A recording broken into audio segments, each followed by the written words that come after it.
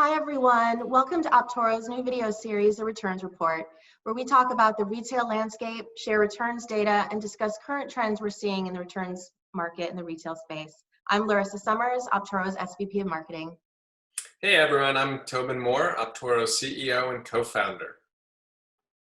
So today we're going to talk about what's on everybody's mind, and that's the impact that COVID-19 and this pandemic is having on the retail industry and in our space. So as we've seen, and as I'm sure you've seen, and even your local communities, brick and mortar stores are closed, people are staying home, people have been moving more and more to online e-commerce as a way to get the necessities, the important goods that they need for their friends and their families. And it's really changed the retail landscape completely overnight in a very unexpected way. And we're hearing a lot about the changes and the impacts those have had on our clients and on our partners. And Toby, I know you've had a lot of discussions with those folks in the recent weeks with respect to what they're seeing and the impact that's had on their stores and their staff and their supply chains. So what are some of the key themes and the key trends you're hearing from our partners and our clients during this crisis? Yeah, it's been a very tough time for our retail and brand partners out there. Some of the main challenging areas where we're seeing them facing are one in their supply chain. There's been a lot of disruption both in stores and in their operation centers in the supply chain. Two, we're seeing a lot of inventory issues that they're having. So a lot of challenges figuring out what to do with inventory, how to sell certain parts of it. And then the third one is around customer experience. With stores closed and surges online, the retail returns experience is something a lot of them have been focusing on as well. So those are three major key areas for retail. With respect to what's happening in the supply chain, what's the impact been there? It's been a wild world out there for the supply chain. We've seen a lot of retailers shut down stores, or if they've kept stores open, they've shut down returns for those stores that remain open. And so a lot of people used to return items to stores, especially items bought online. If the retailer had a large amount of stores, up to 85% of their online returns would come back to stores. So as a result, we're seeing more returns go directly to distribution center than they ever had before. And so just the pure volume is increased significantly. Additionally, with online surging for a lot of categories, certain retailers are also seeing the overall just online return volume also surging. And then on the unfortunate side, they also have to deal with this increase in volume while COVID-19 is also disrupting their supply chain. What we've been doing with retailers and seeing them focus on is how can they be more efficient. So a lot of them are reworking their supply chains, trying to put in new technology or systems that can make it faster to process goods, make it more automated, automate decision making. Anything they can do to do more with less has been a focus. So it sounds like they really need help getting this reverse flow under control and rethinking their supply chain in a time when they're actually more worried than ever about the forward side. So, helping them solve on that reverse side is probably more critical than ever before, which leads me to your second point about inventory and re-commerce. So because the supply chains are disrupted, as you just described, this inventory is getting stuck or stranded or doesn't have the same channels available for resale as it did before. So what are you seeing there, and what can retailers do about this inventory that's not moving? Yeah, so a lot of the reverse inventory, either customer returns, excess inventory, shelf pulls, typically would be, not typically, but a lot of it would be sold out of storefronts, out of outlet stores, and with international partners. And for most people, those avenues are shut down. And so the main avenue to sell these goods is now online. And we're seeing people lean into that a lot more. So if they have online channels and outlet stores, they're really leaning into them and using them more. If they don't, they're quickly looking for ways to get online stores up and running. And we're working with them either to do it through secondary markets or through their own white label sites as well if they want to quickly put one up. Mm-hmm. And are retailers concerned about the brand impact of re-commerce or resale channels? What advice can you give retailers or brands that are worried about what the resale market means to them as a retailer and as a brand in today's economy? Yeah, I think what we're doing is telling them, first and foremost, look at the different secondary markets out there. Is your brand already out there? And a lot of them have their brand out there by other people reselling their goods. And so what we say is why not you put your brand presence out there and dictate what the market is seeing? At least you can guarantee more of a customer experience if you're also selling in those marketplaces. And other ones that are more sensitive, we're telling them lean into white label sites. That makes sense. Yeah, so they can either own the branded outlets themselves or resale through a company like Optoro, for example, that can then actually resell on their behalf and access those liquidity channels faster without them having their brand impacted anyway. Yeah, That's great.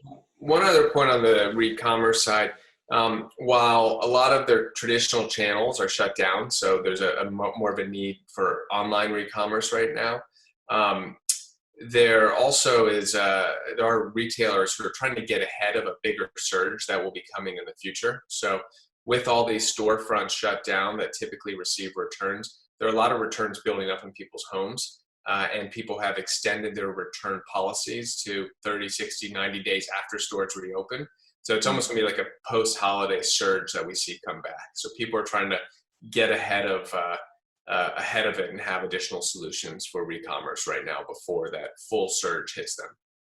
And then the other surge is the third area you mentioned, which is the experience of actually returning. The returns experience for customers also has to be seamless, has to be easy to use. Customers are more likely to be loyal to sites who allow them to do returns in a way that works for them, get credits fast for the goods that they want to return, get exchanges done easily. So what are some options that retailers have who really need to accelerate their game when it comes to a returns experience?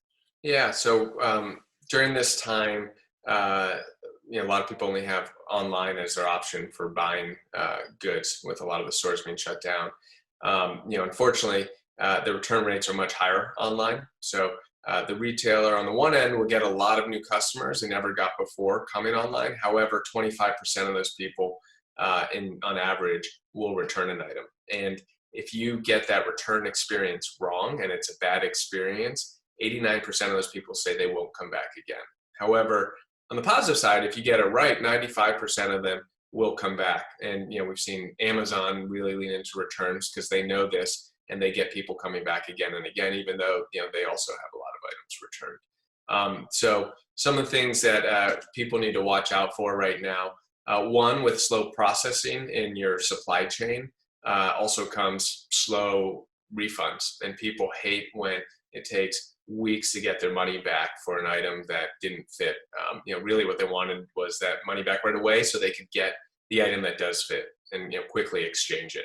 But if it takes too long, then it's a bad experience and they don't go for the exchange. So there's it's really important to get people the ability to get instant credits and features that can get them that money right away. And we see that really improve the customer experience. The other area around experience that is important is just making it a seamless process. And that's more important than ever during COVID because people are really nervous about going anywhere to drop, even if it's just to drop items off at your local shipping area. If there's someone they have to deal with, it makes them nervous, which hurts the returns experience. So by making this as seamless as possible and as fast as possible, you create a much better customer experience and a safer environment for both the customers and the store clerks, either at your own store or at shipping partners. So to do that, we really encourage people to get really good returns portals that can be done via mobile or online. And it gives you a QR code so that you can do a express return when you're going into the store. And you do all the information for why you're returning the item at home or in your car. And then once you go in the store, you have a QR code already that has that information, and you're just scanning the QR code and dropping the item off. So that's something we're really encouraging people to do, both for customer experience and for the health and safety of their customers and employees. So Toby, my last question is, as an entrepreneur in the returns technology space that you've been in for many, many years, what's different now in the sense of the conversations you're having with retailers around some of these same technologies that that you've made available for a while and new ones that you continue to evolve? What feels different about now?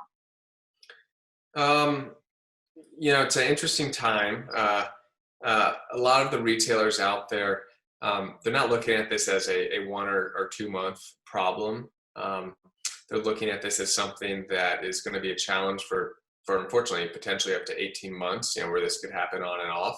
So they're planning for that and making the investments for that. Now, a lot of the investments that they're doing, they're really investments that they should have been doing anyways to plan for e-commerce growth. And this is just going to end up accelerating e-commerce growth overall. And so instead of it being a gradual e-commerce growth climb, this is really it was growing and now there's a step function. And it will come down from obviously the period where by law a lot of stores have to be closed. It will come down from where it is today, but it's going to be at a much higher rate than it was before COVID, and it'll stay at a higher rate. So people are investing for that, and we see urgency to do that because they need it now and over the next 18 months, and it's the right thing to do long term. Yeah, I think we are all probably forever changed as a result of this pandemic, and certainly retail will probably be forever changed, and they're going to have to adapt to a new set of consumer expectations and demands, even when things do open back up. So that makes a lot of sense. Well, thank you, Toby, for joining the Returns Report today. We'll be back in a couple of weeks to tell you guys more about what we're hearing and seeing. I'm Larissa Summers, SVP of Marketing at Optoro. Toby? Thank you all.